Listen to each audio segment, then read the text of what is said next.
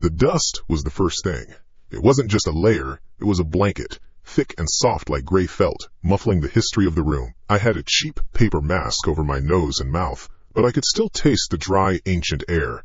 It tasted of dead spiders and forgotten paper. The house had been a bargain, a foreclosure nobody in the small Pennsylvania town wanted. Too much work, they said. Too isolated. For me, that was the point. My arms burned. The antique dresser I was wrestling with was made of solid oak, a dark, hulking beast that seemed to have grown roots into the floorboards. "Come on, you son of a bitch," I grunted, the words muffled by the mask. My voice was a dead sound in the empty space. I wasn't talking to the furniture. I was just making noise. Any noise was better than the ones that played on a loop inside my own head. The ones that sounded like screeching tires and a girl's name. With a final, desperate shove, the dresser's legs scraped across the wooden floor in a long, agonized groan. I let go, slumping against the stained wallpaper, my t-shirt soaked through with sweat. The light from the single, grime-caked window sliced through the floating dust motes, turning the air into a swirling nebula. It was in that moment, as the sound of my own harsh breathing started to settle, that I heard it. A dry thump. It came from inside the wall behind where the dresser had been. It was a short, dull sound, completely without echo. I froze, my body still tense from the exertion. My first thought was rats. An old house like this, it had to be crawling with them. Or maybe it was just the house settling, the ancient timbers groaning under the weight of a century of gravity. I'd heard that could happen. I waited, listening. Nothing. Just the faint whisper of wind outside. I shrugged it off, turning back to the task, grabbing a corner of a rolled-up, musty rug. The act of working, of feeling the physical strain in my muscles, was a kind of penance. It was a way to make myself too tired to dream. That evening, the house was dark except for the flickering blue light of an old television I'd found in the attic. It only got 3 channels, and one of them was playing a replay of a baseball game from the 90s. The picture was grainy, the commentator's voices tinny and distant. I sat on a rickety kitchen chair in the middle of the living room, a beer sweating in my hand, the bottle cold against my palm.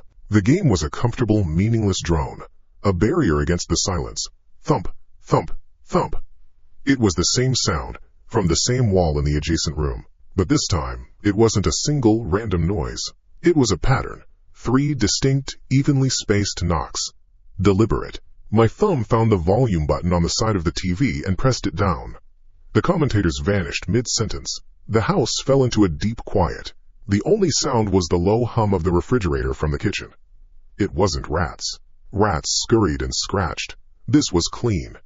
This was precise. I took a long pull from my beer, the cold liquid doing nothing to calm the irritation rising in my chest. It had to be the pipes. Copper pipes contracting in the evening cool. That made sense. It was a logical, physical explanation. But the annoyance remained, a sharp, poking thing. It felt like someone drumming their fingers right at the edge of my hearing. I stood up, the legs of the chair scraping against the floor. I walked out of the living room, through the archway, and into the room I had been clearing earlier. The space where the dresser had stood was now a pale rectangle on the wall, an outline of cleaner, less faded wallpaper. I stood in front of it, feeling foolish. "All right, knock it off," I said to the wall. The sound of my own voice was startlingly loud. It felt like I had broken some unspoken rule. I waited. Silence. A part of me felt relieved. The other part felt like an idiot for talking to a wall. I took a step closer, raised my fist, and rapped my knuckles against the plaster. 3 times. Rap, rap, rap. "You hear that?" I yelled, a surge of irrational anger washing over me. "That's what you sound like, so cut it out." "Knock." The reply was instantaneous. It wasn't a thump this time. It was a hard, solid blow from the other side, right against the spot where my fist had been. It was so forceful that a fine shower of plaster dust puffed out from a hairline crack near the ceiling. The floor beneath my feet seemed to vibrate with the impact. The anger vanished, replaced by a sudden sharp intake of breath. I stumbled back a step. The air in my lungs felt like ice. My heart, which had been beating with irritation, now began a different rhythm. A heavy, panicked thudding against my ribs. That wasn't pipes. Pipes didn't answer back. Something was in the wall. And it had just responded to me. My mind blanked. All rational thought, pipes, rats, settling, evaporated. There was only one command my brain could produce. Get out. Get out now. I turned and ran, my boots loud on the old wood.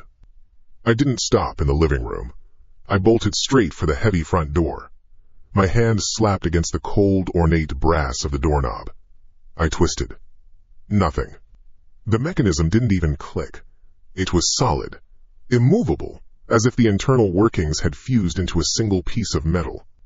I twisted again, harder, putting my shoulder into the door. The wood groaned in its frame. My muscles screamed with the strain. It didn't budge. I rattled it, a frantic, desperate clatter that echoed through the house. The sound was loud and useless. It was a sound of pure panic. I let go, my hands slick with cold sweat, and stared at the knob. It wasn't just stuck. It felt wrong. It felt held. That's when the new sound started. It began in the corner of the room I'd just fled. A faint, dry, scraping noise. I held my breath, trying to place it. It was the sound of a fingernail being dragged slowly across old, splintered wood. It was thin, but it cut through the silence like a razor. It moved. It wasn't in one spot. The scraping sound traveled along the base of the wall, moving with a slow, deliberate pace. From the far corner, past the archway to the living room, towards the wall that separated the room from the front hall where I stood. I backed away from the door, my eyes wide in the gloom, trying to follow the sound's progress. It was a game. A horrifying game of hide and seek where I couldn't see the player. It knew I was there. It was tracking me, its unseen finger tracing the perimeter of the room. I retreated into the living room, my back hitting the arm of the old, overstuffed chair I'd been sitting in earlier. An idea, a stupid, primal idea, seized me. Hide. I dropped, crawling on my hands and knees over the rough, dusty floor. I slid behind the armchair, curling myself into a ball, pulling my knees tight to my chest. The chair smelled of mothballs and something faintly sweet, like rotted cloth. I peered through the gap between the chair and the wall, my gaze fixed on the archway. The scratching continued its circuitous route, and then it stopped. It stopped directly on the other side of the wall from where the armchair was pushed. Right behind me. The silence that followed was worse than the noise. It was a heavy, listening silence. The air grew thick, the background hum of the refrigerator seemed to die away. It was just me. The old chair, and whatever was on the other side of that thin layer of plaster and lath. Holding its position, waiting. I could feel it. I couldn't explain how, but I could feel a focus, a malevolent attention aimed directly at the back of my head. The fine hairs on my arms and the back of my neck stood up, a field of tiny needles prickling my skin. I squeezed my eyes shut, trying to make myself smaller, trying to make myself cease to exist. Don't breathe, don't move, don't make a sound. An eternity passed in heartbeats. 1, 2, 10, 20. Then the scraping started again, not behind me, above me. It started at the edge of the ceiling, the same dry, insistent scratching. But it wasn't circling anymore. It was moving with purpose. It scraped a straight line across the plaster ceiling of the living room, heading directly for the dark opening of the staircase at the far end of the hall. It was a sound that seemed to be ascending, climbing an invisible ladder. It passed over my head, the noise clear and horribly close, and then it began to recede, growing fainter as it reached the stairs. Then, a new sound. The slow, rhythmic creak of the third step of the staircase. And the fourth. It wasn't hunting me anymore. It hadn't lost me. It knew where I slept. And it was going there. I remained crouched behind the chair, a statue carved from fear. I was trapped in the dark of the ground floor, listening to the slow, steady progress of the thing in my walls as it climbed to the second floor, to my bedroom, to my bed, and I couldn't do a single thing about it. The scratching sound grew distant, then clearer again, now coming from directly overhead, from the floor of my room. A predator that had marked its territory and was now patiently waiting in the heart of it for my return. I did not sleep. The night was a long, dark stretch of time measured by the creaks of the house and the frantic thud of my own heart. I sat on the floor of the living room, my back against the wall furthest from the staircase, until the first weak, gray light started to seep through the dirty windows. Dawn didn't feel like a reprieve. It just felt like the darkness had changed color. My phone felt heavy and useless in my hand. I tried the number for a local plumber I found online.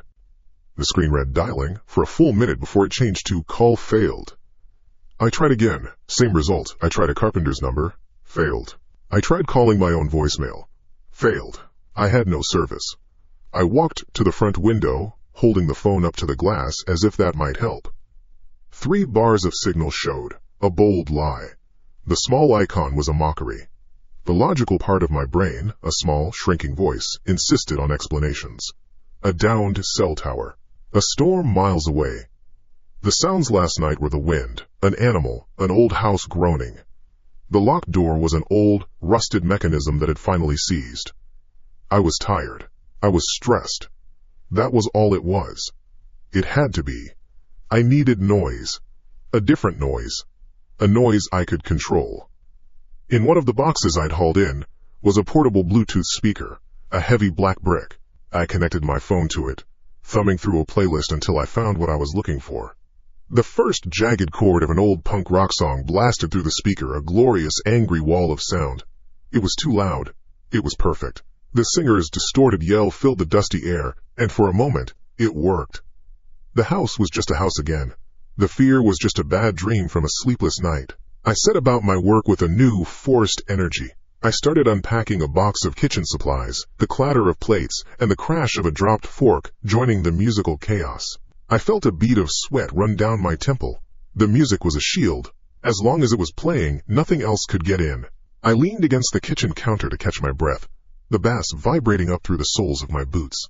And through the screaming guitars and the thunder of the drums I heard it. It wasn't a sound, it was a texture within the sound. A thread of something softer, thinner, woven into the fabric of the noise. A whisper. It was formless, a hiss of air that didn't belong to the recording. Fuck it, I'm hearing things. I mumbled the words to myself, my own voice lost in the racket. I walked back into the living room and jabbed the volume up button on the speaker. The music became a physical force, the floorboards buzzing, a loose pane in the window rattling in its frame. Better. I couldn't possibly hear anything over this. I went back to the kitchen, my movements jerky and aggressive. Unpack. Work. Make it all go away. The music cut out. It didn't fade, it just stopped. A sudden, violent amputation of sound. The silence that rushed in to fill the void was stunning. It pressed in on my eardrums. In the sudden quiet, a small red light on the speaker blinked twice, and then went dark. The battery was dead. The silence lasted for 3 heartbeats. Then the whisper returned, now hideously clear. It didn't come from a corner or a wall. It was simply there, hanging in the air around me, as if the molecules of air themselves were speaking. October 23rd. The words were spoken softly, a dry and sexless recitation of a date. My hands froze above a stack of coffee mugs. The air in my lungs turned to stone.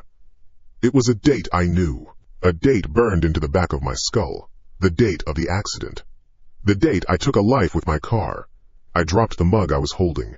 It hit the floor and shattered, the noise brutally loud in the dead air. I didn't flinch. I couldn't move. My gaze was fixed on the empty space in the middle of the room. It knew. The thing in the house knew my sin. My mind started to work again, but not with logic. It was an animal panic. I spun around, my eyes darting from the speaker to the television to the refrigerator. I lunged for the wall and yanked the refrigerator's plug from its socket. The low hum died. I ran to the speaker, fumbling with the back of it until I found the power switch and made sure it was off. I unplugged the TV. I stood in the center of the living room, panting, surrounded by dead electronics. The house was now completely without sound. No hums, no static, nothing. Only the sound of blood pounding in my ears. I listened, my whole body a single, terrified ear. Silence. A long, stretching silence. Then, it started again. Not a whisper. This time it was a tune. A slow, simple melody, hummed without words. A tune I hadn't heard in 20 years. A lullaby my mother used to hum to me when I was a child, sick with a fever. It was the most intimate sound of my childhood, and hearing it now, in this house, was a violation. It was an obscenity. The humming moved. It started near the front door, a faint, almost inaudible thread of melody. Then it drifted, rising in volume slightly, to the far corner of the living room. It was playing with me, circling me. I clamped my hands over my ears, pressing my palms hard against my skull. It didn't work. The humming was still there, a thin, clean line of sound that burrowed past my defenses. It felt as if it was coming from inside my own head, a memory made real and turned against me. It wasn't just in the house. It was in me. It knows. The thought was a shard of ice in my gut. It knows everything. I ran. My feet pounded on the floorboards. I didn't have a plan. There was no escape. But my body chose a direction. The bathroom. The smallest room in the house. The one with no windows. The one with a thick, solid door. I burst inside, slammed the door shut, and fumbled with the old brass lock on the knob. It was stiff. I put my whole body into it, twisting with all my strength until I heard the heavy thunk of the bolt sliding into the frame. I sagged against the door, my chest heaving. The cool tile floor was a shock against my hot skin. The humming had stopped the moment the bolt shot home. I was in a small, dark space that smelled of rust and old porcelain. The only light was a thin line that bled from under the door. I was safe. For a second. Just 1 second. The silence outside the door was a listening silence. Heavy. Attentive. I held my breath, straining to hear. Nothing. My panic began to subside, replaced by a shaking exhaustion. I slid down the door, my back scraping against the wood, and sat on the cold floor, my knees pulled up to my chest. Tap. A single, soft tap on the center of the door. I went rigid. My eyes were fixed on the wood inches from my face. Tap. Tap, tap, tap. It was a rhythm. Not a random knock. It was the rhythm of the lullaby. The precise, measured beat of the tune, tapped out on the door with a single finger. The sound was soft, but it was the most menacing thing I had ever heard. Tap, tap, tap, tap. The second time, it was louder. Harder. It wasn't a finger anymore. It sounded like a knuckle. The door vibrated slightly with each impact. I pushed myself away from the door, scrambling backward on my hands and feet until my back hit the cold iron of the clawfoot tub. I stared at the door, my mouth hanging open, a dry, choked sound caught in my throat. Bang, bang, bang, bang. Now it was a fist, a heavy, brutal pounding that shook the entire door in its frame. The wood groaned. A fine powder of ancient dust and paint flakes rained down from the top of the doorframe. The lock rattled. The noise was immense in the small, tiled room, each blow a physical assault that struck my own ribs. Bang, bang, bang, bang, harder, faster. The door was buckling inward with each hit, the wood splintering around the lock. The brass knob rattled violently. The entire structure felt like it was about to be torn from its hinges. It was a display of pure, unrestrained force. The thing on the other side wasn't trying to get in. It was showing me that it could. At any moment, it was showing me how helpless I was. Then, as suddenly as it began, it stopped. The silence was deafening. The echo of the final blow seemed to hang in the air for a long moment before fading away. There was no sound of footsteps receding. Nothing. Just the end of the violence. I stayed where I was, frozen against the tub for a time I couldn't measure. 1 minute. 10 minutes. I didn't know. My body was trembling. A deep, uncontrollable shudder that came from my bones. I listened. Not a creak. Not a whisper. Slowly, shakily, I crawled forward across the cold tile. I put my eye to the old-fashioned keyhole, a small brass-ringed circle in the door. My vision was filled with the dark wood of the hallway floor. I saw nothing. No feet. No shadow. I waited. I kept my eye pressed to the keyhole, expecting to see a face appear, an eye staring back. Nothing happened. The hallway remained empty. Finally, I pulled back from the keyhole, my heart still hammering against my ribs. I was about to crawl back to the tub when I saw it. In the thin slice of light under the door, something had been pushed through. A small, white rectangle lying on the dusty tile. It hadn't been there before. My hand shook as I reached for it. My fingers felt numb, clumsy. It was a photograph. An old Polaroid, the kind with the thick white border at the bottom. The image was grainy, washed out by the flash. I turned it over. It was a picture of me. I was in my bed, upstairs. I was asleep, turned on my side, my mouth slightly open. One arm was thrown over the pillow. Vulnerable. Unconscious. The picture was taken from above, from a high corner of the bedroom, looking down at me as if from the ceiling. A faint date was stamped in the bottom right corner of the picture. It was from last night. I left the Polaroid on the tile. I did not want to touch it again. I unlocked the bathroom door. The bolt slid back with an easy, mocking click and stepped out. The hallway was silent. The living room was just as I had left it, filled with the flat, gray morning light. The unplugged cords of the television and refrigerator lay on the floor like dead snakes. There was no humming, no whispers, nothing. For a moment, I stood completely still in the center of the room. The photograph in the bathroom was an object. It was real. It could be held. It proved that last night was not a fever dream. The whispers knew the date. The humming knew my mother's tune. The photo showed it was in my room while I slept. These were facts. My mind, grasping for solid ground, clung to them. An intruder. That was the only explanation that made any sense. A person. Someone had broken in. Someone was in the house with me, playing some kind of vicious game. But how did they get in? How did they know those things? How did they make the music stop, or make their voice come from the air itself? My logic fractured against those questions. I needed a different answer. I needed a physical anchor.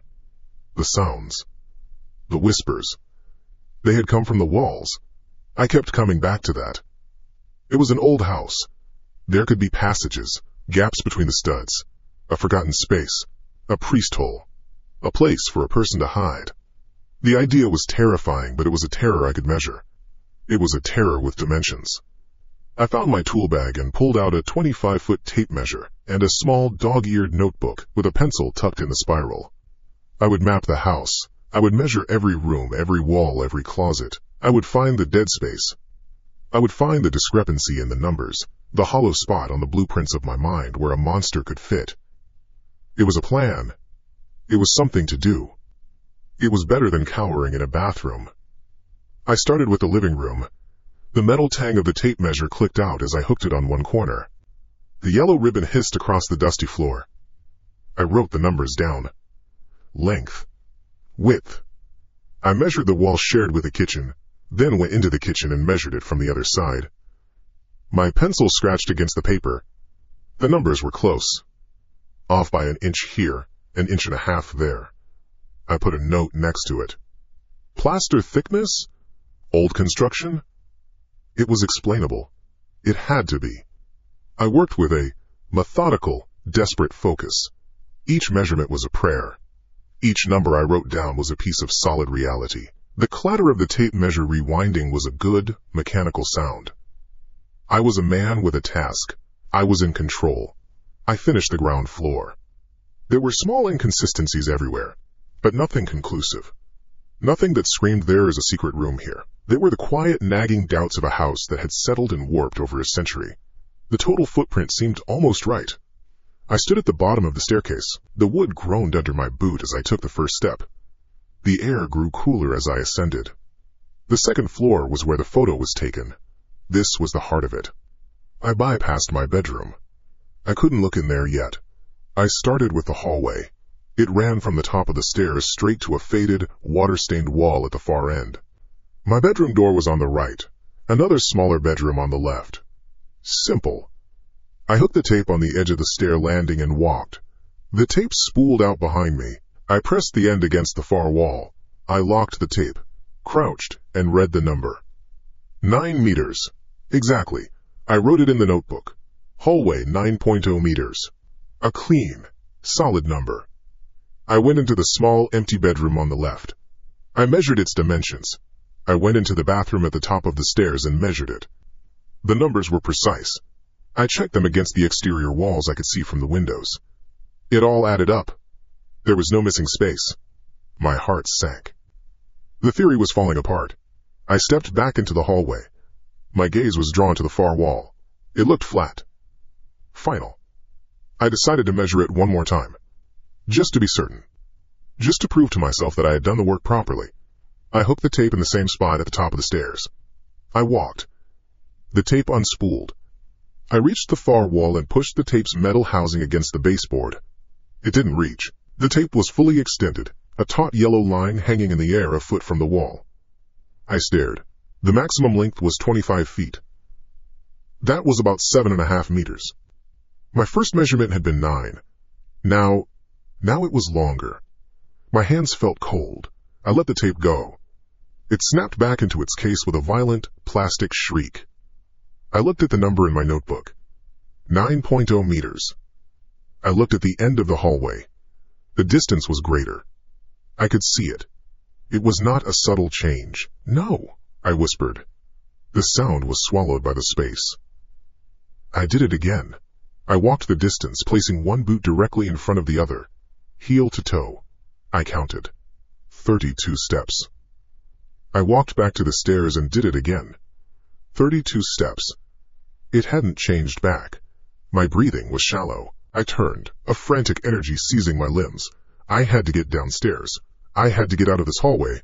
I spun around to face the staircase. It wasn't there. Where the open landing and the top 3 steps should have been, there was only wall. The same faded, slightly grimy wallpaper as the rest of the hall, stretching unbroken from floor to ceiling.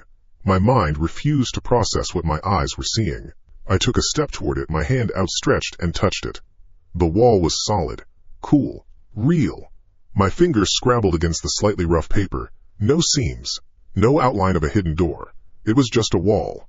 Panic, cold and sharp, pierced through my disbelief. I turned the other way. My bedroom door. I had just come out of it. It had to be there. It was gone. The wall on the right was as smooth and uninterrupted as the one now blocking the stairs. The door to the smaller bedroom was gone. The door to the bathroom was gone. I was standing in a corridor. A simple, featureless tube with a floor, a ceiling, and 4 walls. The only source of light was the single grimy window at the far end, and it seemed dimmer now, as if the sun were failing. The hallway stretched ahead of me, deeper into the house. It looked longer than before. Much longer. It ended not in a wall, but in a hazy, indistinct darkness. I was trapped. From the far end of the new, impossible space, something moved in the shadows. It was just a shape at first, a darker patch of gray against the gloom. It resolved itself into a figure, a person. It was too far to see clearly, but it was tall and thin. It stood perfectly still for a second. Then it started to move toward me. It did not walk. It didn't have a gait. It glided. A smooth, unbroken drift forward, like an object being pulled on a string. I backed away, my boots scraping on the floorboards. My back hit the new wall where the stairs used to be. The impact sent a jolt up my spine. There was nowhere to go. The figure grew clearer as it approached. It was a woman. Her hair was black, long, and dripping wet, hanging down in thick strands that completely covered her face. She wore a simple, light-colored dress, also soaked, clinging to a gaunt frame. She made no sound. The only noise was my own ragged breathing, and the frantic pounding of blood in my ears. I pushed myself hard against the wall, trying to melt into it. My eyes were locked on her. She was 20 feet away. Then, 15. Her movement was unnervingly serene. She stopped about 10 feet from me. She just stood there, this dripping, faceless effigy. The silence stretched. I could smell something. The scent of a damp basement, of wet earth and decay. Slowly she raised one arm. Her hand was pale, the fingers long and thin. She pointed, not at me, but at the wall right next to my head. A sound came from the wall. A soft crunch, like stepping on dry leaves. I flinched, turning my head. The wallpaper beside me began to bulge outward. A crack appeared, thin as a hair, and spread, branching out like a spider web. A patch of plaster crumbled and fell to the floor in a small puff of white dust. From the hole, something pale was pushing through. It was a hand. Another hand, identical to the one the woman had. It was followed by a wrist, then a forearm, the limbs sliding out of the solid wall as if from water. The fingers twitched, flexing slowly. I stared, my throat closed tight. I tried to scream, but only a choked hiss came out. Another bulge appeared on the wall on my other side, then another in front of me, down by the floor. The sound of cracking plaster and splintering lath filled the hallway. From each new hole, another arm emerged. And another, and another. Within seconds, the hallway was writhing. Dozens of pale, wet arms were tearing their way out of the architecture, reaching from the walls, the floor, even the ceiling. They didn't grope wildly. They all moved with a slow, deliberate purpose. They all reached for me, The woman in the hall remained perfectly still, her one arm extended, conducting this silent, impossible orchestra of limbs. A cold, wet hand brushed my cheek. I screamed. A raw, animal sound torn from deep in my chest.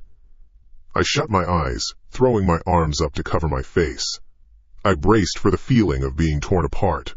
I felt the floorboards under my hands. I felt the rough texture of the wood. Nothing else. I risked opening my eyes. I was on my hands and knees in the middle of the hallway. The normal hallway. The real one.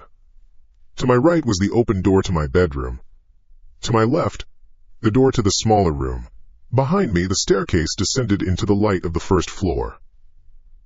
In front of me, the hallway ended at its proper wall, 9 meters away. The woman was gone. The arms were gone. The walls were solid and whole. I pushed myself up, my body shaking violently. I staggered back a step, my hand flying to my mouth to stifle a sob. A hallucination, it had to be. Stress, lack of sleep. The house was playing tricks on my mind. I was losing it. I was finally, completely losing it. I stood there, gasping for air, sweat and tears stinging my eyes. I was safe. It wasn't real. Then, I looked down. The floorboards were wet. A thin, glistening film of water covered the entire length of the hall.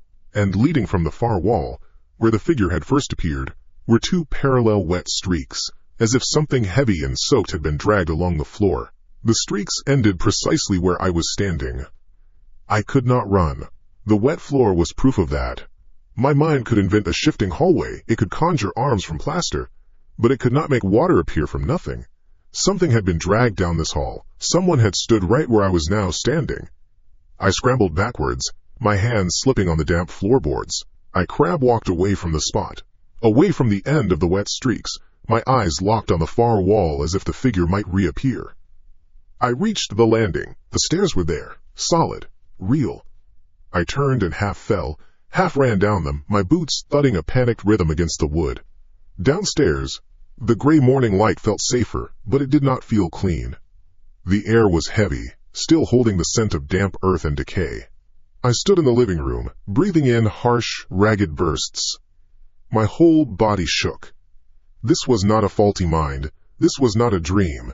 This was a person. A person who could get in and out of sealed spaces.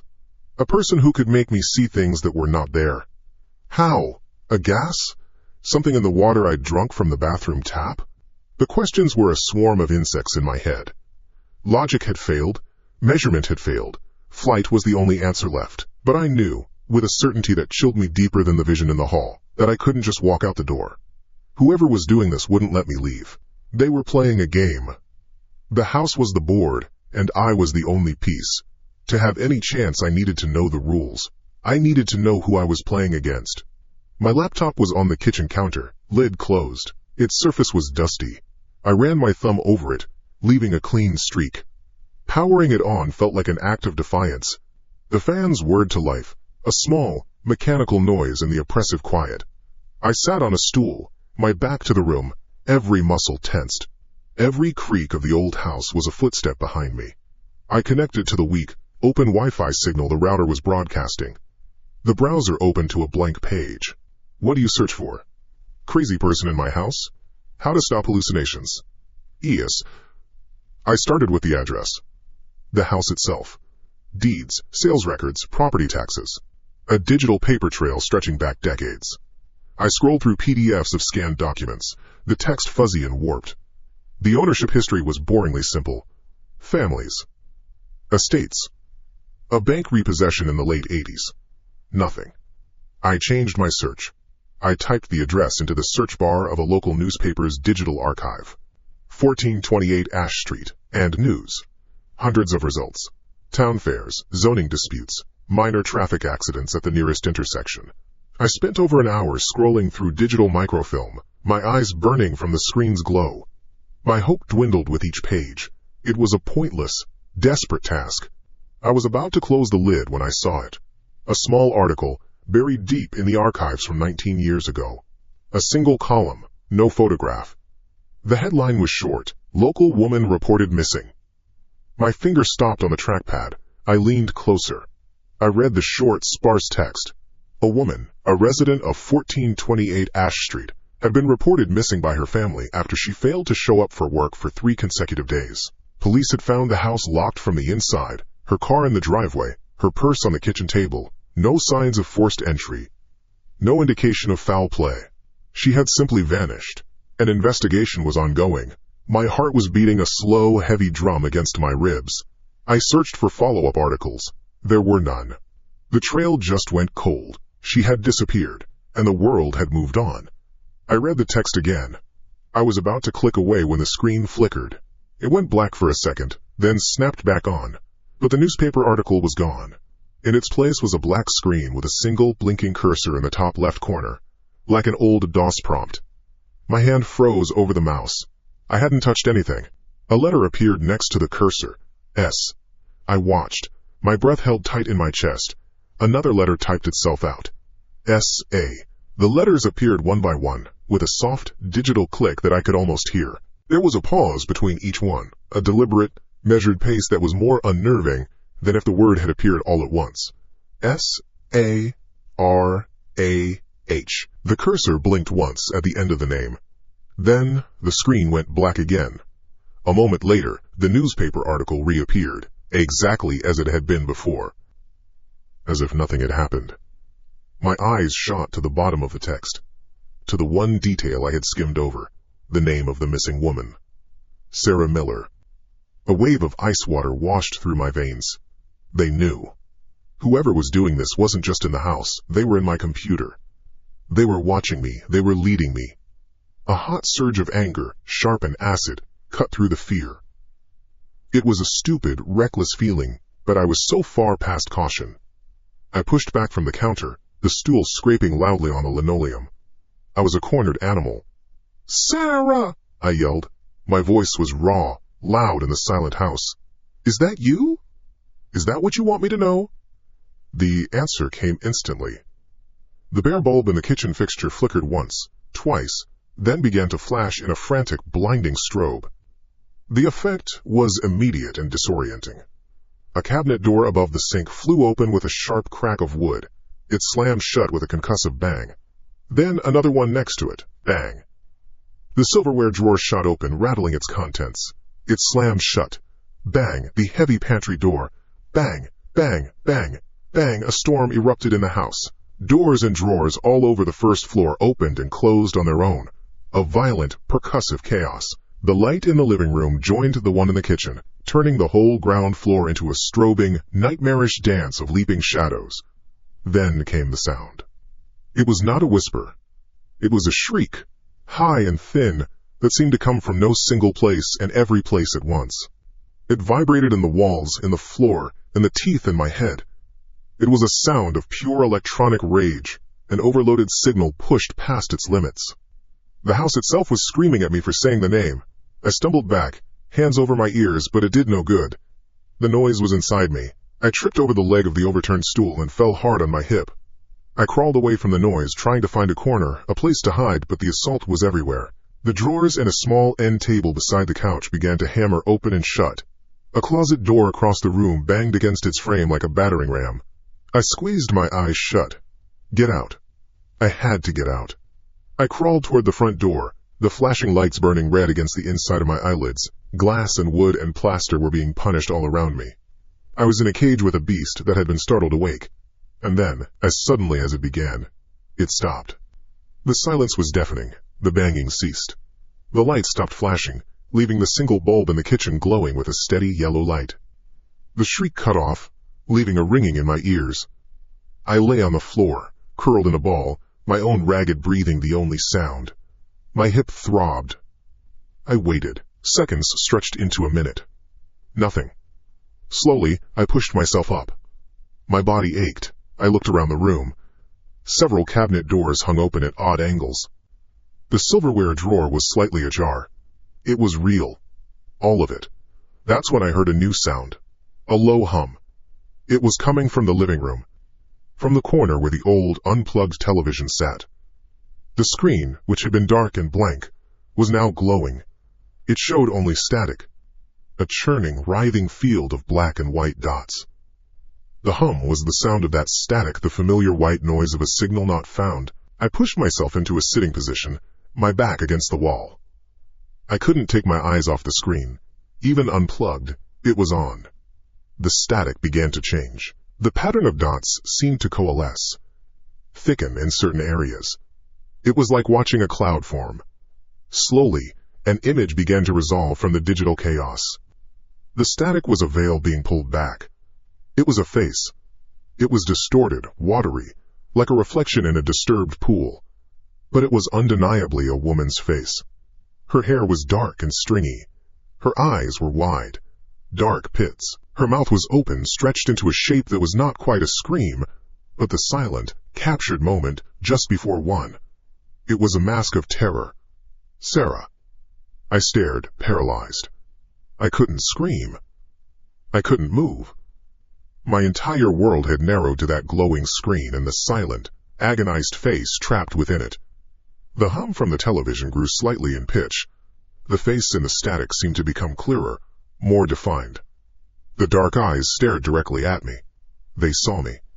Her face, her silent, screaming mouth, suddenly rushed forward, filling the entire screen in a split second of pixelated motion. At the exact same instant, the light bulb in the fixture directly above my head exploded.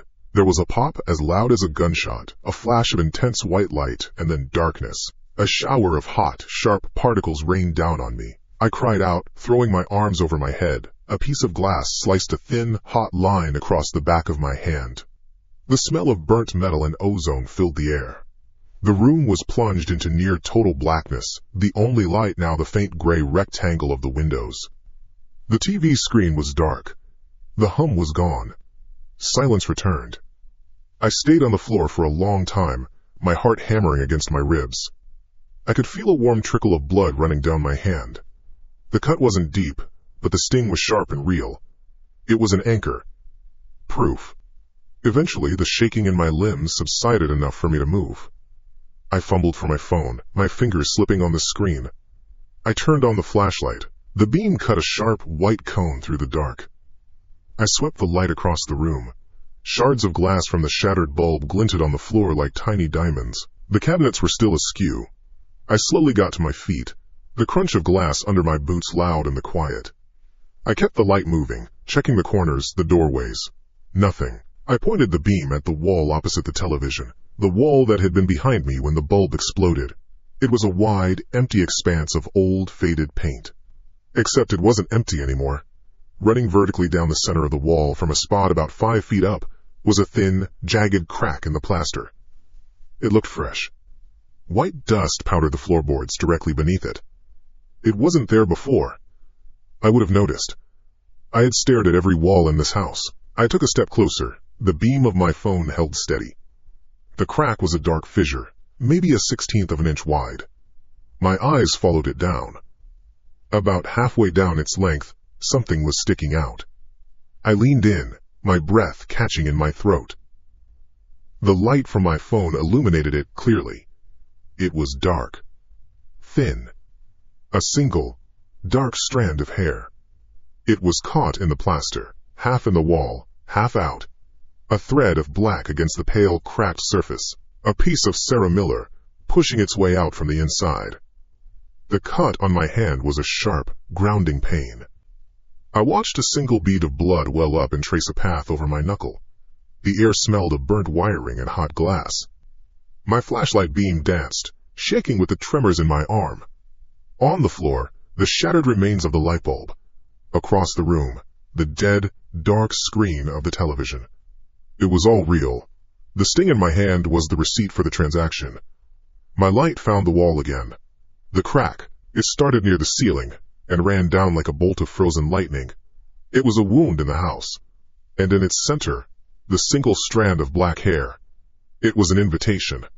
All the chaos, the noise, the violence. It wasn't blind rage. It was communication. The screaming face on the television, the name typed on my laptop, the fury when I spoke that name aloud. She was trapped. She couldn't speak, so she screamed with slamming doors. She couldn't write, so she burned her image into a dead screen. She couldn't show me where she was, so she cracked the wall open from the inside. Sarah Miller. The woman who vanished. They never found her. Of course they didn't. She never left. A new feeling settled over me, displacing the raw fear. It was a cold, clear purpose. The guilt I carried, the heavy weight of the accident, the face of the boy I saw every time I closed my eyes. It felt like a rehearsal for this. Maybe this was the point. Maybe I was brought here to do the one thing I couldn't do for him. Bring peace.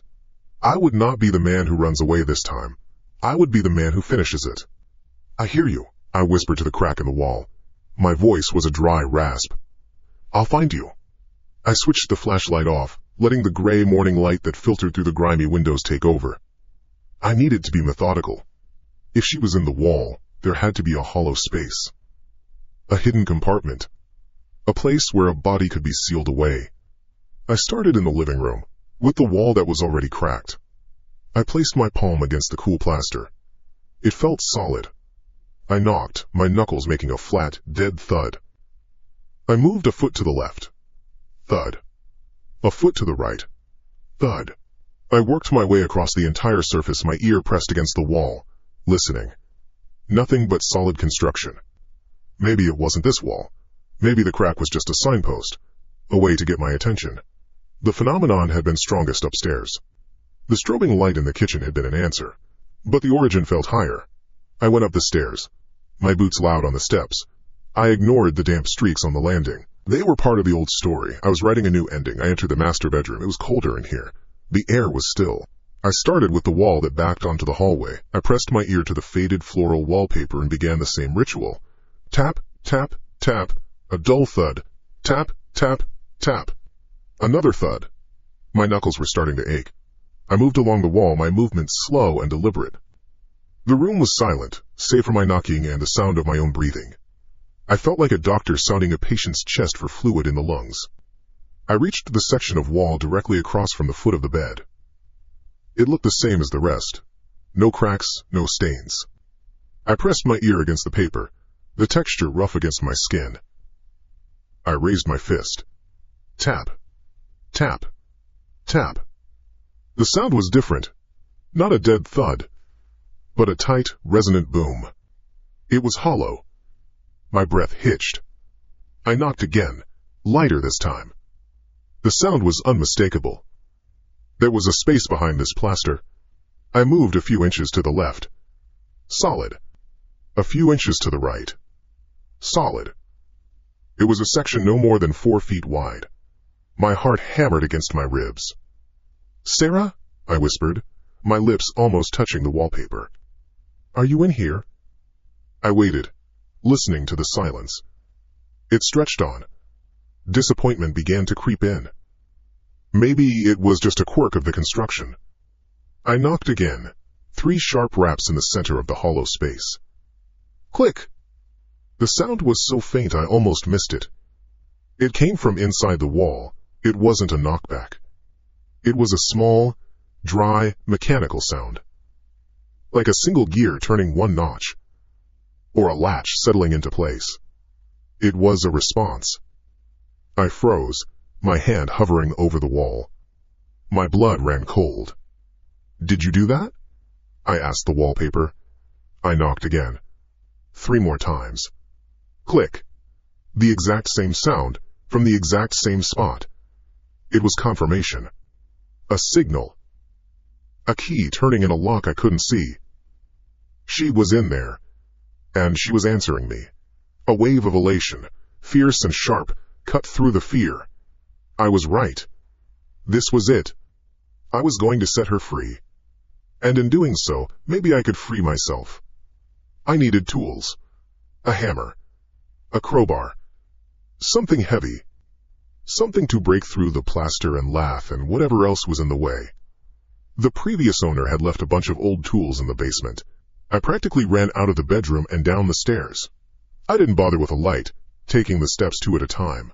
I crossed the living room, my eyes fixed on the door that led to the cellar. I pulled it open. A wave of cool, musty air washed over me. The smell of damp earth and rotting wood. A single, bare bulb at the bottom of the wooden steps cast a weak, yellow glow. I started down. The wooden stairs groaned under my weight. I was halfway to the bottom when it happened. Slam. The door at the top of the stairs slammed shut, plunging the stairwell into near-total darkness. The sound was like a gunshot in a confined space. Click. The unmistakable sound of a heavy bolt sliding home. I stopped dead, my hand tight on the splintered railing. "Hey!" I yelled, my voice echoing in the small space. I turned and scrambled back up the stairs. I grabbed the cold metal knob and turned. It didn't budge. I rattled it, then threw my shoulder against the solid wood. It didn't move. It was locked from the other side. The single bulb at the bottom of the stairs flickered. Once. Twice. Then, with a faint pop, it went out. Total darkness. The kind that was so complete it felt like a physical pressure against my eyeballs. The cellar air was thick and cold. I couldn't see the step in front of me. I couldn't see my own hand. I stood frozen in the dark, my breath coming in short, sharp bursts. My heart was a frantic drum. The elation I felt just moments before was gone, replaced by a primal, suffocating dread. This wasn't Sarah. This wasn't a plea for help. This was a trap. Then, I heard it. It wasn't a click in the wall. It wasn't a slamming door. It was the sound of a footstep. It came from the far corner of the cellar. A slow, heavy scrape. The sound of a heavy work boot, dragging slightly on the rough concrete floor. It was not the sound a spirit would make. It was the sound of something solid. Something with weight. My muscles locked up. I held my breath, straining to listen over the blood pounding in my ears. Scrape. Drag. Another step. Closer this time. It wasn't frantic. It was deliberate. Patient. The sound of someone who knew I was there. The sound of someone who knew I had nowhere to go. My mind raced. There was someone in the house. A person. A person who had locked me in the basement. A person who was now walking toward me in the pitch-black darkness. Panic seized me. I turned and scrambled blindly down the remaining stairs, my foot slipping on the last one. I landed hard on my hands and knees on the cold concrete. The impact sent a jolt of pain up my arms. Scrape. Drag. It was closer now, to my left. I crawled away from the sound, my hands sweeping the floor in front of me, slick with a thin film of dampness. My fingers brushed against something hard and wooden. A crate. I shoved it with all my strength. It scraped loudly across the floor and then tipped over with a loud crash of its contents. I didn't wait to hear what it was. I kept moving. The footsteps stopped. The sudden silence was worse than the sound. I froze, crouched on the floor, trying to make myself as small as possible. I listened. Nothing. Just the frantic beat of my own heart. Where was he? Was he waiting? Listening for me? Helen! A puff of warm, damp air brushed against the shell of my right ear. A voice spoke. A low, gravelly whisper that was not in the room, but inside my head. Don't trust it. A scream tore out of my throat, raw and animal. I threw my arms out, flailing wildly in the dark, my fist connecting with nothing but empty air. I scrambled backwards, away from the voice, my feet tangling beneath me. I lost my balance and fell hard, my head cracking against the concrete floor. A flash of white light exploded behind my eyes, and the world tilted sideways. Just as my senses began to fade, the bare bulb directly above me snapped on, flooding the cellar with brilliant, harsh light. I blinked, spots dancing in my vision. The basement was empty. The wooden stairs were empty. The door at the top was wide open. There was no one there. The crate I had pushed over lay on its side, its contents, old mason jars, spilled across the floor. Some of them had shattered. I pushed myself up, my head throbbing. My body ached from the fall.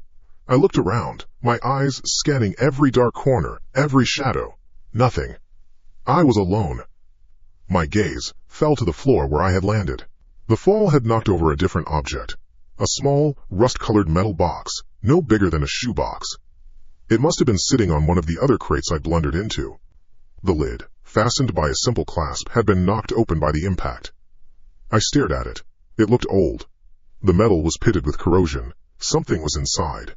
I crawled closer, my body trembling. I reached out a shaky hand and nudged the lid the rest of the way open. My breath caught in my throat. It was full of photographs. Dozens of them. They were Polaroids. I picked one up. The glossy surface was cool to the touch. It was a picture of a man with a thick mustache, sleeping on his side. He was in the bed in the master bedroom upstairs. His mouth was slightly open. His expression was peaceful. He looked vulnerable. I dropped it as if it were hot. I picked up another. A young woman with blonde hair, asleep on the couch in the living room. The same couch I had thought about sleeping on. Another. An elderly couple, sleeping back to back in the second bedroom. My hands were shaking so badly I could barely hold them. I tipped the box over. The photographs cascaded out onto the concrete floor like a deck of cards. Face after face. Men, women, young, old. All strangers, all different, but all captured in the same state, asleep and unaware. And all of them were in this house, in these rooms, in these beds, a collection of stolen, silent moments. Trophies. This wasn't a haunted house, it was a hunting ground. And Sarah Miller wasn't the ghost. She was just the first picture in the album. My fingers were numb. The cold of the concrete had seeped into my bones. The Polaroids were fanned out around me. A gallery of sleeping faces. Trophies. The word echoed in the empty space of my head. The basement door stood ajar at the top of the stairs, a rectangle of pale gray light against the gloom. An invitation. The lock had not been real. The footsteps had not been real. The whisper had not been real. It was all a performance. The house wasn't haunted. It was wired for horror. I scrambled to my feet, my head throbbing from the fall. I shoved the scattered photographs back into the rusted metal box with the heel of my boot. I didn't want to touch them again. I kicked the box hard.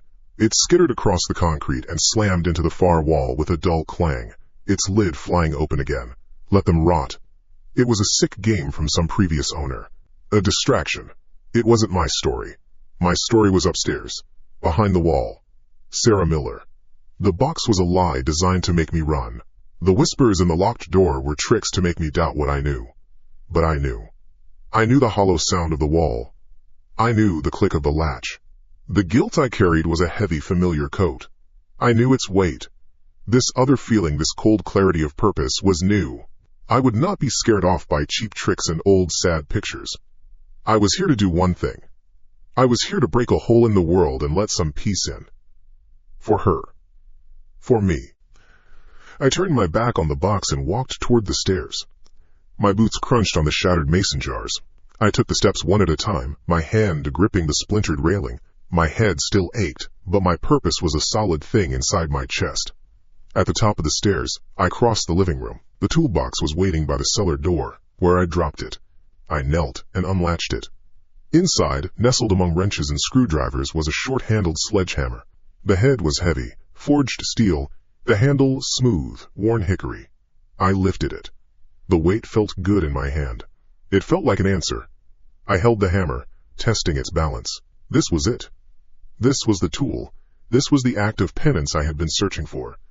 Not running from an accident, but running toward a resolution. Creak. The sound came from upstairs. I froze. It wasn't the house settling, it wasn't the wind.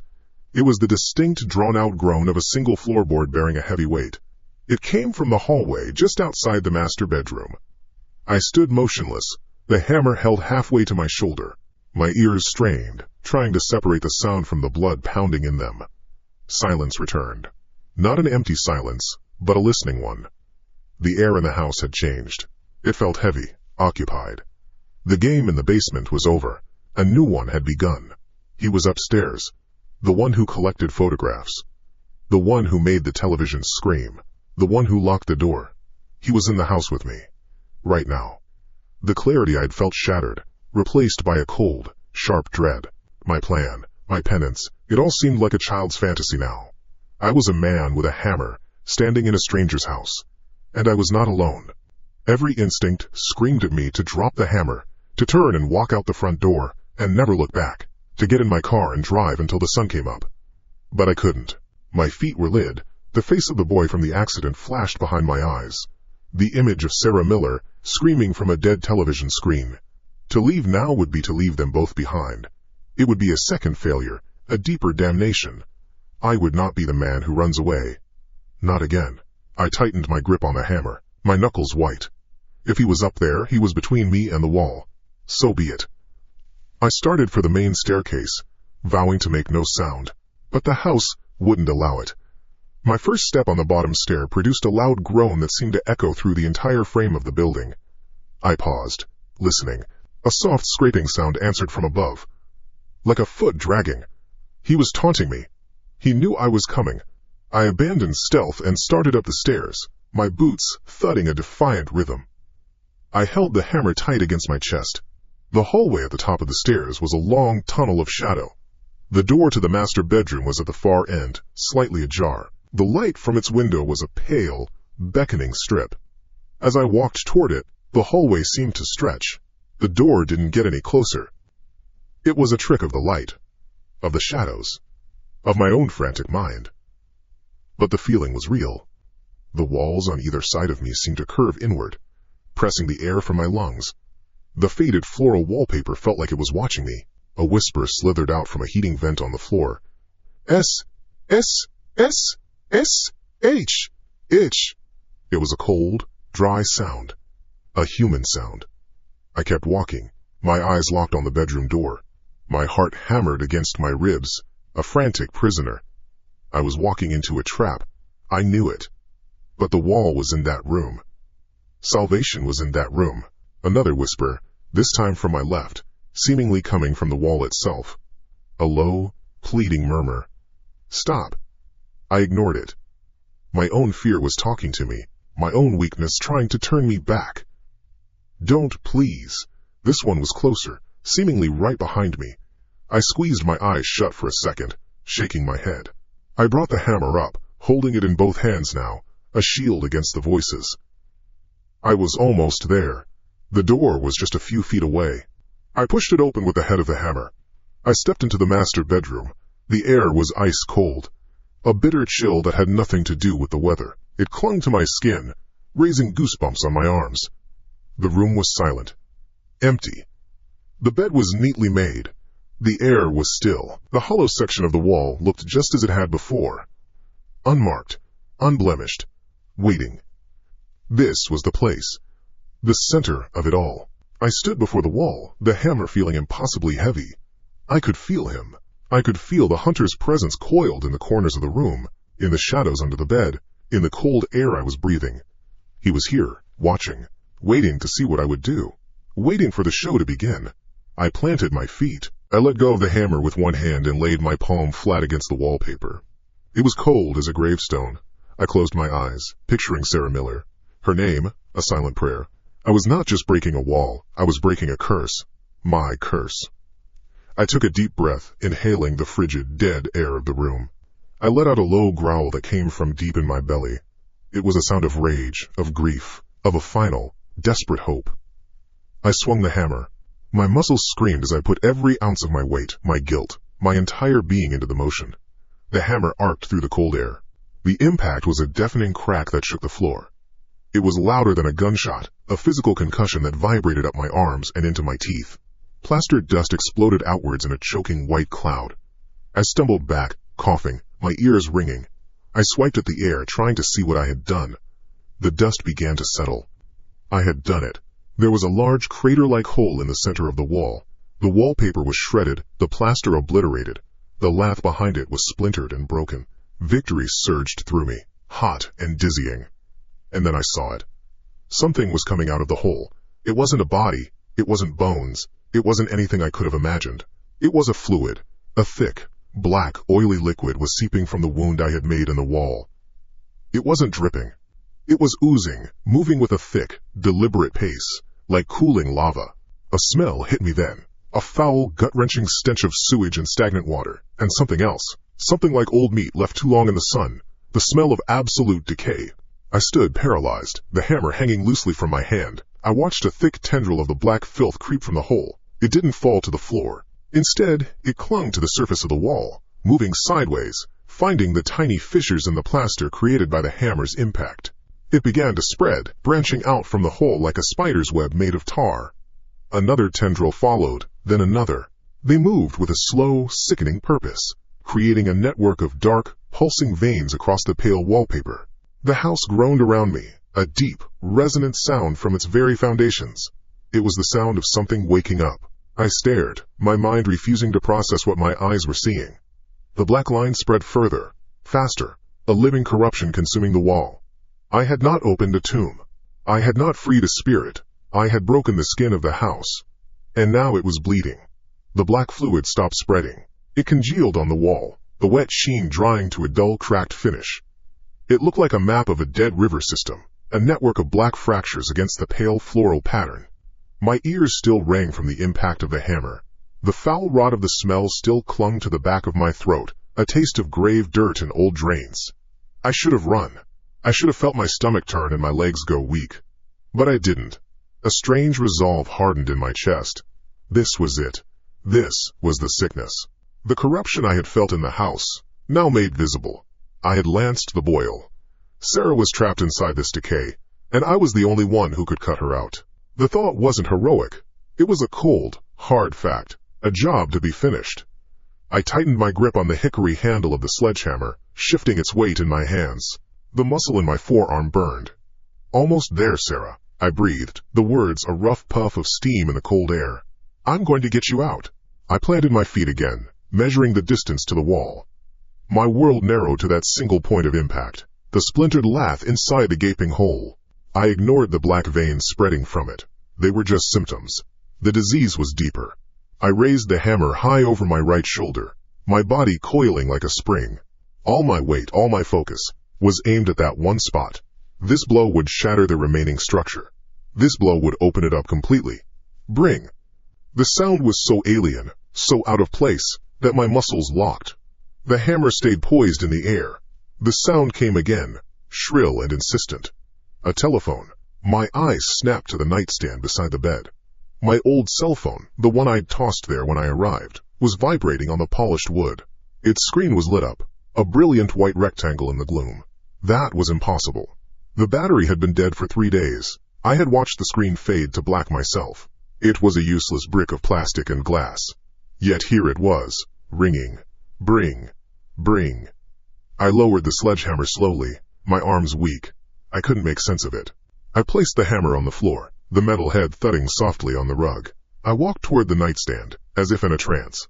The caller ID was just a string of zeros. My hand trembled as I reached for it. The plastic was cold. I slid my thumb across the screen. The ringing stopped. I brought the phone to my ear. Silence. Just the faint, empty hiss of an open line. Hello? I said. My voice was a croak, a crackle of static. And then, a voice that stopped my heart. Jake? It was a whisper, thin and frayed, but I knew it. I would know it anywhere. It was the voice that haunted my sleep, the last word I heard before the screech of tires and the shatter of glass. Anna? I choked out her name. It felt like swallowing razors. The room seemed to tilt. My dead girlfriend was on the phone. Jake, listen to me. Her voice trembled, layered with static, as if coming from a great distance. You have to stop. Don't hit the wall again.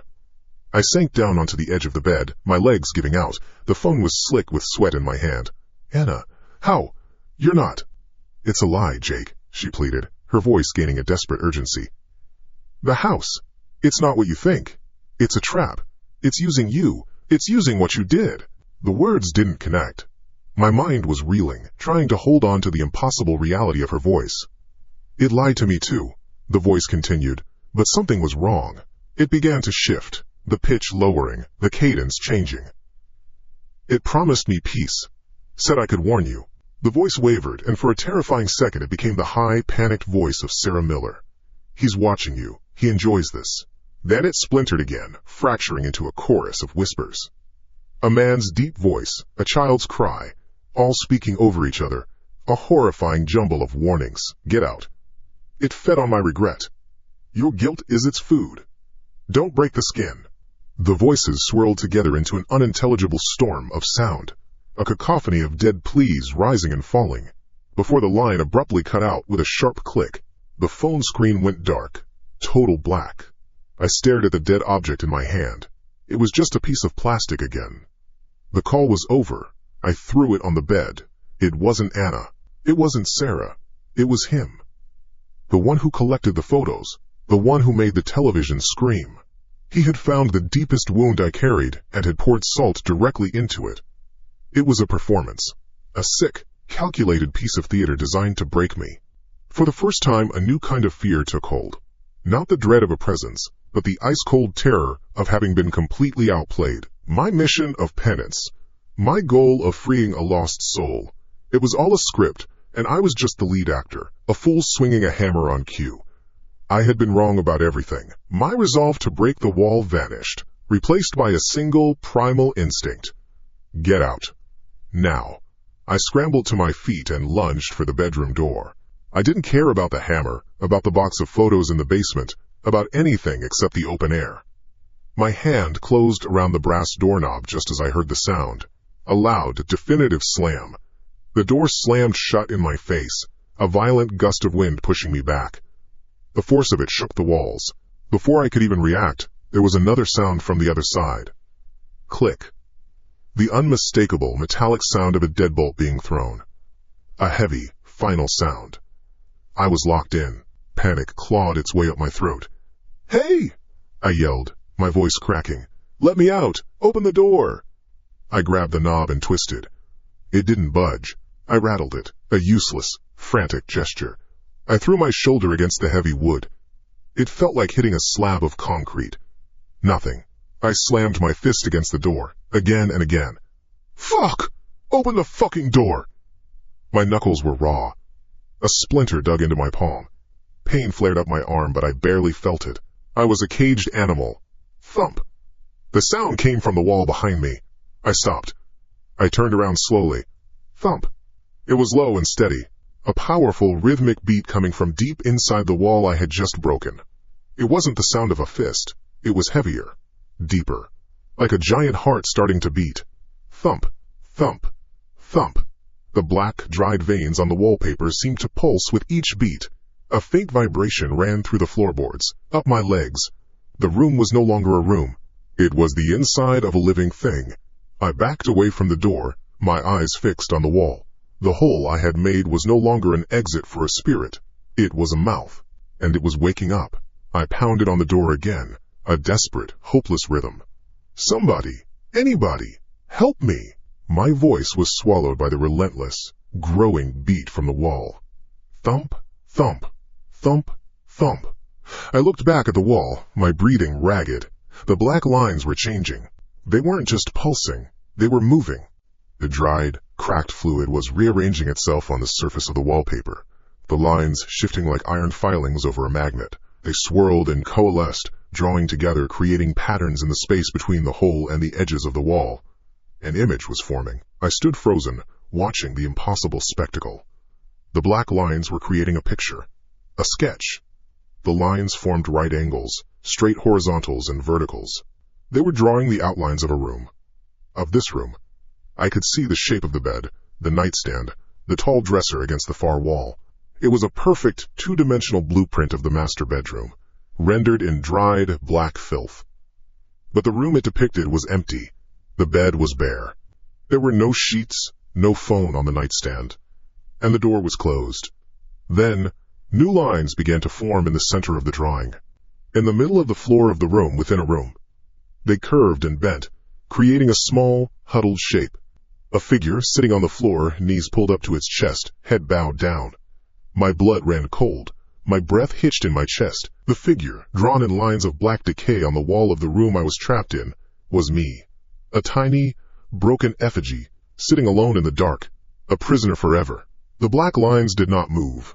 They were a stain, a permanent scar on the skin of the room, a dead map of my own confinement. The figure it had drawn, that huddled, broken thing in the center of the blueprint, stared back at me not with eyes, but with an awful knowing stillness. It was me. The house had painted my portrait in filth. The thumping from within the wall was a slow, steady heartbeat. Thump, thump, thump, thump. It was the pulse of my tomb. My mind raced, trying to find a corner, a piece of logic to hold on to in the cascading madness. The phone call. The slam of the door. The drawing. A trap. A performance. It was a trap. But my mind, worn thin by fear and shame, twisted the evidence. The drawing wasn't a warning of what I was. It was a cry for help from what was trapped inside. That huddled shape wasn't me, not really. It was Sarah. Or whatever was left of her, locked inside a space within a space, a pocket of this house's sick architecture. The heartbeat wasn't the house's. It was hers. Faint, weak, waiting for release. This was the final test. My penance. The phone call was a trick to make me stop, to make me abandon her. My guilt, a hot burning coal in my stomach, spat at the thought. I would not be tricked. I would not fail again. My eyes found the sledgehammer on the rug. The heavy, dark head and the smooth hickory handle looked like the only real thing in the room. A tool for a simple, physical job. My breath came out in a low growl. My fear was still there, a cold layer of sweat on my skin, but beneath it, something else had taken root. A furious, desperate resolve. The path to redemption was through that wall. It was the only way out.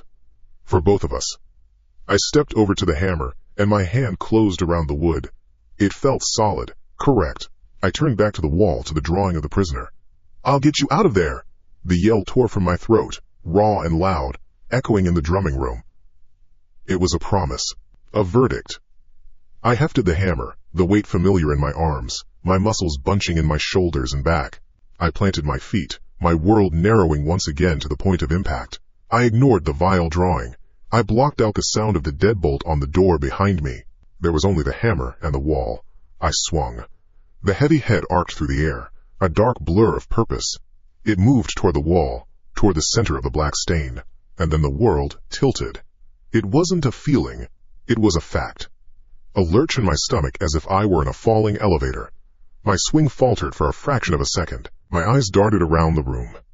The nightstand lamp, a heavy thing of ceramic and brass, had lifted an inch off the wood. Its cord stretched taut, pulling from the wall socket. The cell phone I had thrown onto the bed now floated above the crumpled comforter, suspended in the air like a strange black bird. My forgotten notebook, which had been on the dresser, fluttered in the middle of the room, its pages turning slowly, as if in a gentle, non-existent breeze. Everything was floating. The air became thick, the sound of the heartbeat from the wall muffled, as if coming from underwater. The house was fighting back. It was showing me its power, trying to awe me, to frighten me into stopping. It was a cheap parlor trick, a desperate bluff.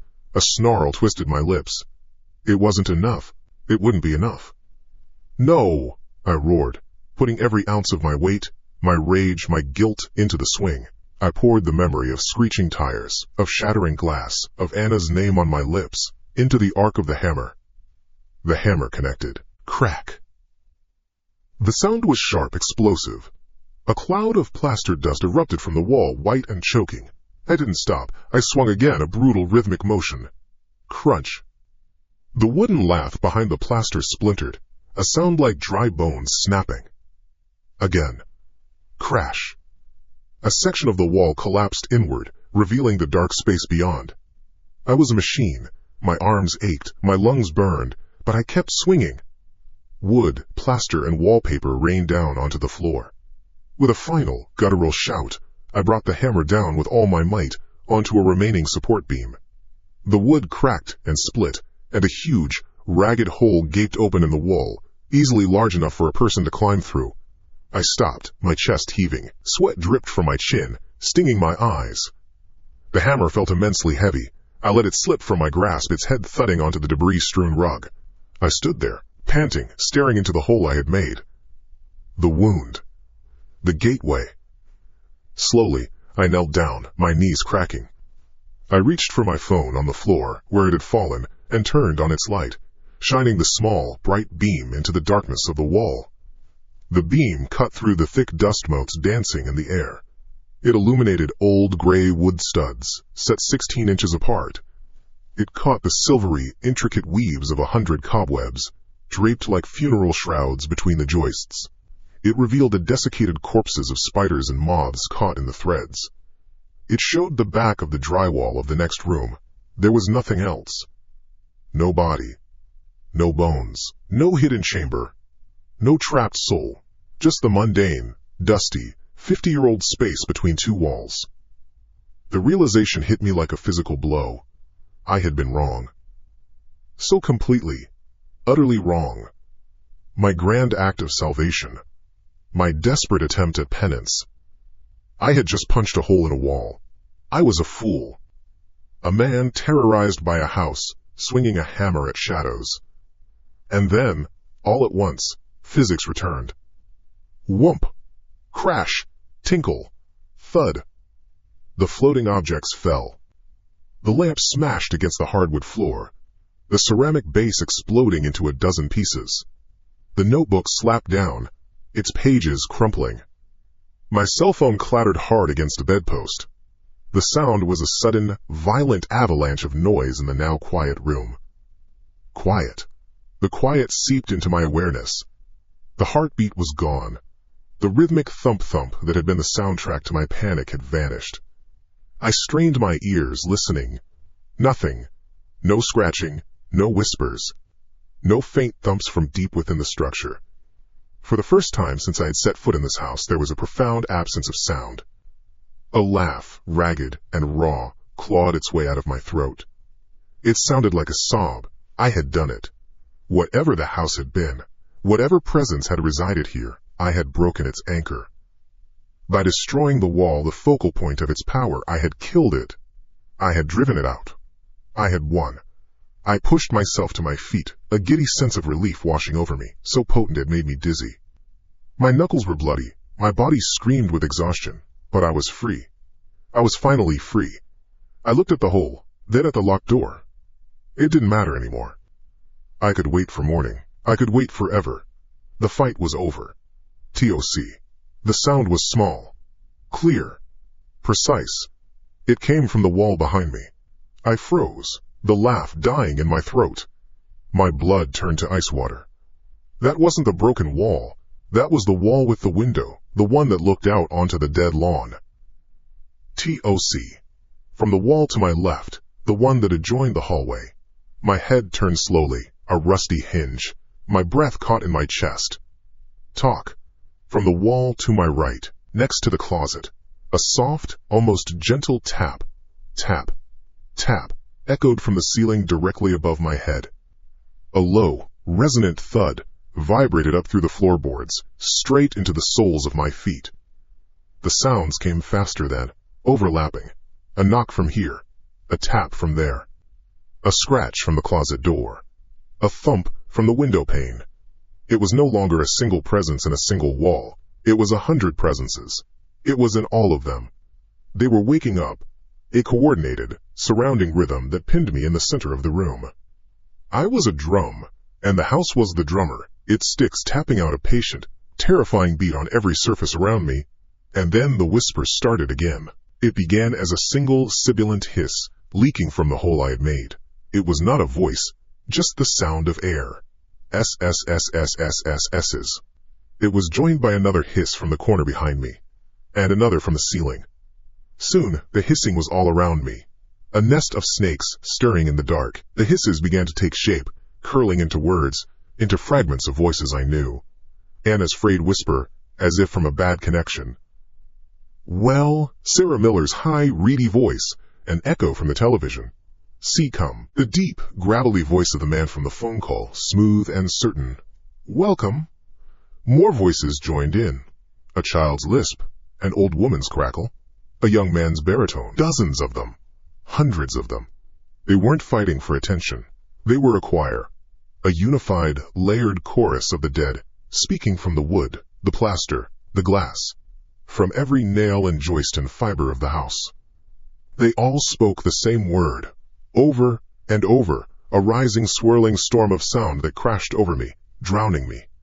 Welcome. Welcome. Welcome. I stood in the center of the room, my hands clamped over my ears, but it did no good. The sound wasn't just in the air, it was in the floor, vibrating through my bones. It was the house itself speaking, its consciousness now completely unbound. My gaze fell upon the hole in the wall, the gaping black wound I had torn open. I hadn't let a spirit out. I had broken the seal. I had shattered the last thin barrier. I had let the house in. I was no longer a visitor. I was a part of the architecture. A new voice for the choir. Welcome. Home. The words echoed inside my own skull. The word was a key. It turned a lock inside me. The chorus of 100 dead voices speaking in unison was the force that broke the door of my sanity from its hinges. I turned. I ran. My feet slipped on the plaster dust and shattered wood that littered the floor. I did not care. I scrambled out of the ruined bedroom and into the hallway. The word followed me, a wave of sound crashing at my back. Welcome, welcome. It was not in the air. It was in the structure, a vibration in the floorboards that climbed up my legs, a resonance in the walls that pushed in on me from both sides. The hallway stretched. My mind registered the fact with a cold, clear snap of disbelief. The door to the living room, which had been 20 feet away, was now 50. 100. The single dangling light bulb above it shrunk to a pinpoint. I ran faster, my lungs burning, my legs pumping. My breath came in ragged, useless gasps. The floor beneath my feet felt soft, like packed dirt, not wood. The walls beside me were no longer plaster but rough, damp stone that scraped my knuckles as I ran. I was in a tunnel. I screamed. No sound came out. I felt the muscles in my throat tighten, the air rush from my lungs, the vibration in my larynx. But there was no sound. The house had taken it. The only noise was the thudding of my own bare feet on the packed earth, and the single, unified word vibrating all around me. Welcome. A door appeared in the left wall where no door had been. Heavy oak. Dark, iron handle. A way out. I didn't hesitate. I threw my shoulder against it. It swung inward with a groan. I stumbled through and slammed it shut behind me, leaning against the wood, my chest heaving. The whispers stopped. The vibrations ceased. I was in a small, square room. I took a deep, shuddering breath. The air smelled of chalk dust and old paper. My eyes adjusted to the dim light filtering from a window.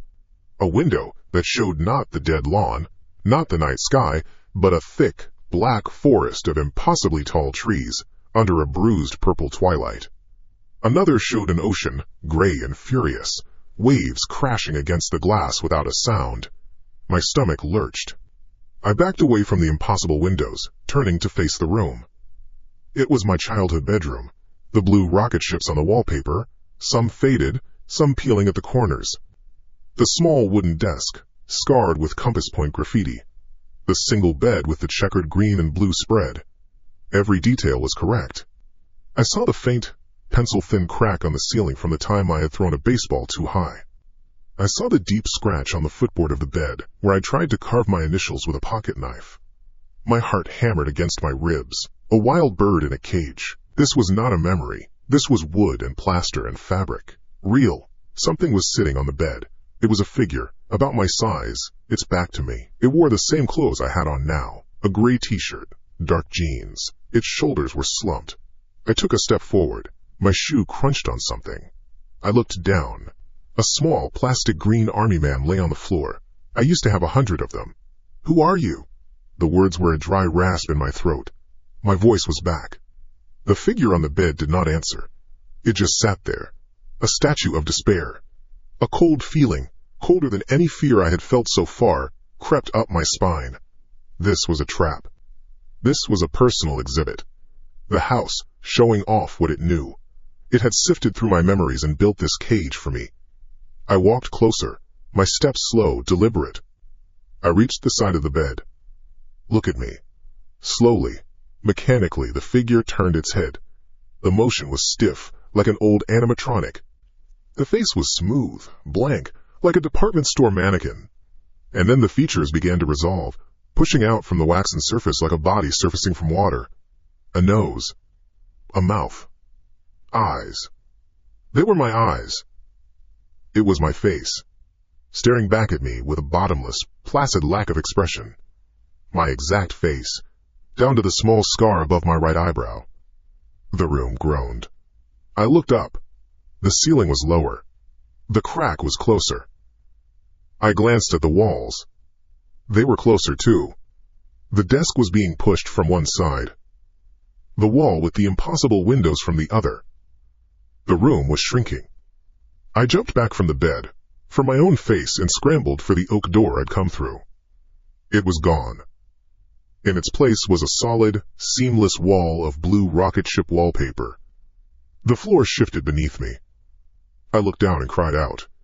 It wasn't a floor anymore. It was sand. dark wet sand that clung to my ankles. It was sucking me down. I tried to pull my leg free, but it was like being caught in thick, wet concrete. I was sinking. An inch. 2 inches.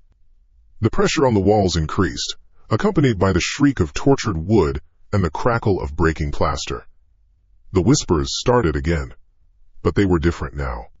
It was one name, a single word spoken by 1,000 voices. Anna. A child's lisp. Anna. An old man's wheeze. Anna. A woman's clear voice. Anna. Anna. Anna. Anna. The name echoed from all sides, a hammer blow with every repetition. I struggled against the pull of the sand, sinking to my knees. And I saw her. Her face. It appeared in the wood grain of the shrinking desk, her eyes wide with terror. It coalesced from a water stain on the advancing ceiling, her mouth open in a scream I remembered all too well. It formed in the patterns of the wallpaper, in the reflection on the glass of the silent, raging ocean, in the shadows in the corner. Dozens of her. Hundreds of her. All looking at me. Not with hatred, not with anger, with a deep, piercing accusation that was worse than any rage. The accusation of failure. No, I whimpered, pulling at my trapped legs. The sand was up to my waist. The walls were now only a few feet away, the pressure immense. The mannequin with my face sat on the bed, unmoving, its blank eyes watching my demise. Anna! I screamed her name, a raw, desperate plea for a forgiveness I could never have. The floor broke. There was no sound, just a sudden, complete absence of support. I fell. I plunged into a darkness that was absolute. The sensation was not of falling through air, but through thick, cold oil. There was no wind, just a smothering pressure all around me. And the house showed me everything. It was not a movie. It was a reliving. I felt the vibration of the steering wheel in my hands, the slick sweat on my palms.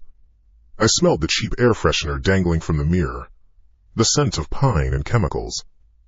I heard the song on the radio, a stupid pop song I hated. I heard Anna's laugh, a clear, bright sound that was suddenly cut short.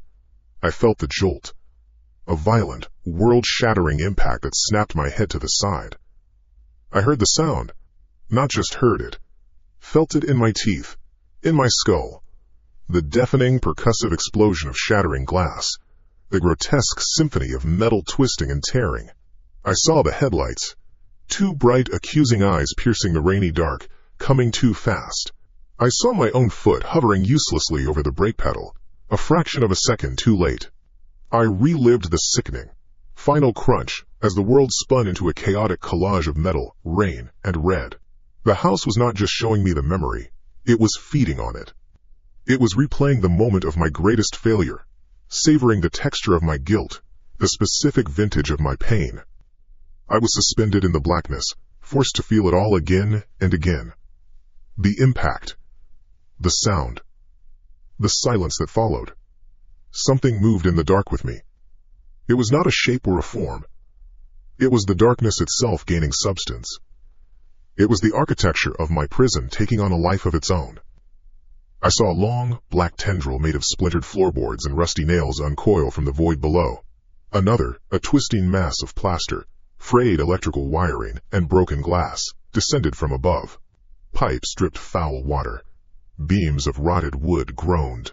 Panes of glass weeping impossible oceans swirled around me. The house, the conscious, malevolent entity, was assembling itself from its own broken parts. Its consciousness now a physical thing. It was a monstrous, sprawling beast made of the very place that had trapped me. It reached for me, not with claws or hands, but with extensions of itself. A doorway, a window frame, a length of rusted pipe. It was going to consume me. It was going to make me a part of its structure. I closed my eyes, waiting for the final, violent tear. A tendril made of damp drywall and old wallpaper touched my chest. There was no pain. There was a drawing out, a pulling, a deep, hollowing sensation, as if a plug had been pulled at the bottom of my soul and everything that made me me was draining away. My guilt, my fear, my memory of Anna's laugh, my name. It was all being siphoned out, drawn into the pulsing, architectural mass around me. I opened my eyes. I looked down at my hands. I could see the swirling darkness through them. My fingers were translucent, my skin fading like a photograph left in the sun. The lines on my palm were faint gray sketches.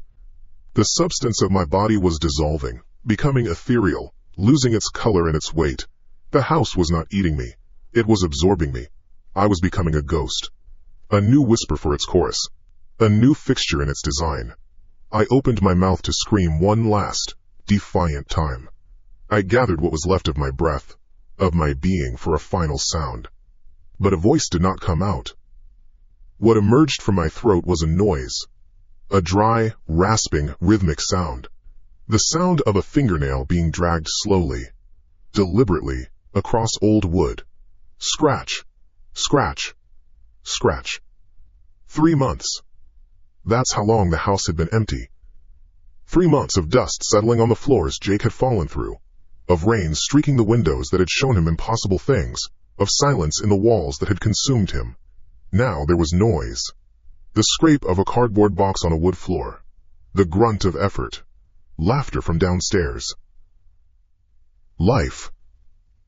Laura shoved the antique wardrobe with her shoulder. It didn't budge. It was a massive, dark wood thing, ornate and ugly, and it was one of the last pieces of the previous owner's life they had to deal with. The realtor had been apologetic. The poor man, Mr. Henderson, just vanished, she'd said with a practiced sigh. Left everything.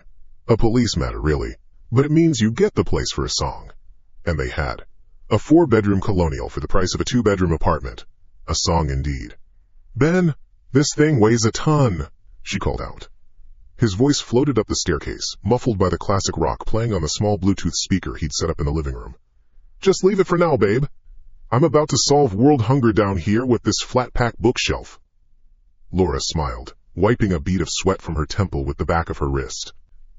The air in the master bedroom was thick with the smell of old wood, lemon polish, and dust. Golden afternoon light sliced through the dirty window panes, illuminating a galaxy of dancing particles. The room was a mess of their life, piled on top of the ghost of another's. Their boxes, taped and labeled, sat next to this monstrous wardrobe, a faded armchair with a subtle stain on the cushion, and a small scarred nightstand. It felt like an intrusion, sifting through the remnants of a stranger's sudden departure. They'd found clothes in the closets, a half-empty bottle of whiskey on the kitchen counter, a single, sad-looking toothbrush by the sink. It was the why that bothered her more than the mess. People didn't just walk away from a house. She gave the wardrobe another heave. Her sneakers slipped on the dusty floorboards. The wood groaned under the pressure, a low, complaining sound. She stopped, catching her breath, her hands flat against the carved door. And, in the quiet that followed, she heard it. Tap. It was a small sound. Dry. Precise. It came from inside the wall, directly behind the wardrobe. She froze, her muscles tensed. Her breath hitched in her throat. Houses make noises. Old houses especially. That's what Ben always said. They groan and creak and settle. But this wasn't a groan. It was a distinct, deliberate sound, like a single knuckle rapping against drywall. She waited. The house was quiet again, save for the distant guitar solo from downstairs and the faint hum of the refrigerator. She must have imagined it. The wardrobe must have scraped a nail in the wall. "You okay up there?" Ben called. "Yeah, just talking to the furniture," she yelled back, forcing a lightness into her voice she did not feel. "It's not listening." His laughter was a warm, reassuring sound. She let out a slow breath. It was nothing. Just the house. An old house they got for a song. Still, a line of cold traced its way down her spine. She couldn't shake the sound, the clarity of it. She took a step back from the wardrobe, looking at the expanse of plaster wall it covered. The wallpaper was a faded floral pattern, peeling slightly at the top corner, showing a darker, older layer beneath. It was just a wall. An idea, foolish and childish, took hold. A need to debunk the feeling, to prove to herself that it was just a random noise. She stepped up to the wall, to a clear spot a few feet away from the wardrobe. Her hand felt heavy as she lifted it. She felt ridiculous. This was her house now. She was knocking on her own wall. She knocked 3 times. Her knuckles made a hollow thud against the plaster. Thud, thud, thud. She waited, a small, self-conscious smile on her face, ready to laugh at herself and go downstairs to help Ben. The answer came immediately. Tape. T-app. T-app. It was louder this time. Sharper. It came from the exact spot on the other side of the wall she had just knocked on. A perfect mimicry. An instantaneous reply. Laura snatched her hand back as if the wall were hot. The blood drained from her face. Her heart gave a single painful jolt against her ribs. No, that wasn't possible. The sound was too clear, too perfectly timed. It wasn't a pipe. It wasn't the house settling. It was a response. She stood motionless in the center of the room, every muscle locked. She held her breath, straining to hear. The classic rock from downstairs seemed a million miles away. The world had shrunk to this room, this wall. The silence pressed in on her, heavy and observant. She could feel the hairs on her arms standing on end. Her skin was cold. This isn't real. But it was. She had heard it. Ben was downstairs. There was no one else in the house. There was no one in the next room. It was a closet on the other side of that wall. She checked it herself. A small walk-in closet full of more of Jake's old suits. Fear, cold and sharp, pierced through her denial. It was a pure, animal instinct, a command that screamed at her from the base of her skull. Get out! Get out of this room! Get to Ben! She turned, her movements stiff and clumsy. She didn't run. She walked, fast, a jerky, graceless stride toward the bedroom door. Her eyes were fixed on the white-painted wood of the doorframe, a portal back to normalcy, to the sound of Ben's music and his easy laughter. She reached the threshold, her hand just inches from the brass doorknob. A sound whispered out from the room behind her. It was so quiet she almost missed it. It was not a tap. It was a voice. A breath of sound, human and soft. A man's voice. A single, drawn-out sigh that coalesced into a whisper. She stopped dead in the doorway, her body rigid. 1 foot in the hall, 1 in the bedroom. She did not turn around. She couldn't. The fear that had been a sharp point was now a cold, heavy weight in her stomach. She told herself it was the wind. An open window. But they had kept them all closed. The air conditioning was on. Slowly, against every rational thought, she pulled the door toward her. It swung shut with a soft click, the latch catching. She hadn't meant to do it. It was an automatic motion, as if some part of her was trying to contain the sound, to trap it, to prove it wasn't there. Now she was alone in the hall. The music from downstairs was clearer here. Safety was just a few steps down the stairs. But she couldn't move. She stood there, staring at the closed bedroom door. At the faint line of light underneath it, she had to know. She took a hesitant step back toward the door. The floorboards were cool beneath her socks. She knelt, her movements slow, deliberate, as if she were approaching a sleeping predator. She pressed her ear against the door. The wood was cool and smooth against her skin. The smell of old paint filled her nostrils. At first, there was nothing but the muffled beat of the music from downstairs. She was about to pull away, a wave of relief washing over her. She was losing her mind. It was just an old house. Then she heard it again. The whisper. It was clearer now, with her ear pressed to the wood. The voice was thin, ragged. It was filled with a texture she couldn't name. Not anger. Not menace. A deep, bottomless exhaustion. A hurt that seemed to stretch on for an eternity. It was the voice of the man from the realtor's file photo. The man who had vanished. Jake. It was not speaking nonsense. It was forming a word. Over and over. A sibilant hiss that repeated in a desperate rhythmic loop. SSS's, SSS's, SSS's. She closed her eyes, trying to decipher it. The sound scraped against the inside of her ear. It felt intimate, unspeakably close. And then, the word resolved. The whisper found its shape. It wasn't a hiss. It was a name she knew. Aura. Her eyes snapped open. Laura. The voice was a dry rustle of dead leaves. A hopeless sound. Laura. Ben's voice called up from the base of the stairs, cheerful and oblivious. "Hey, you find the tape measure?